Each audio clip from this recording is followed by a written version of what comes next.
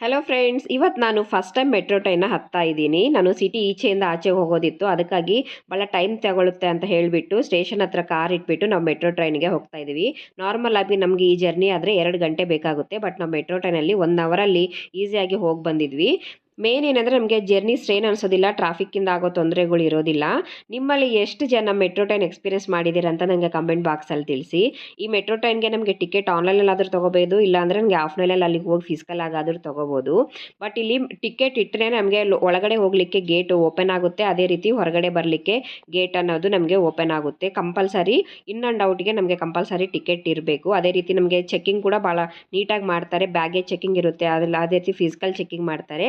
ನೋಡಿ, ನಾನು ಹೇಳ್ದಾಗೆ ಇಲ್ಲಿ ಟಿಕೆಟ್ ಸ್ಕ್ಯಾನ್ ಮಾಡಿದ್ರೇ ಈ ಗೇಟ್ ಅನ್ನೋದು ಓಪನ್ ಆಗುತ್ತೆ, ಇಲ್ಲ ಅಂದರೆ ಓಪನ್ ಆಗೋದಿಲ್ಲ. ಅದೇ ರೀತಿ ಇಲ್ಲಿ ತಿಂಡಿಗೆ ಬೇಕಾದ ಎಲ್ಲ ಶಾಪ್ಗಳು ಸಿಗುತ್ತೆ. ಈಸಿಯಾಗಿ ನಾವು ಮೆಟ್ರೋ ಟ್ರೈನ್ ಎಕ್ಸ್ಪೀರಿಯನ್ಸ್ ಮಾಡ್ಬೋದು. ನೀವು ಟ್ರೈ ಮಾಡಿ ನೋಡಿ.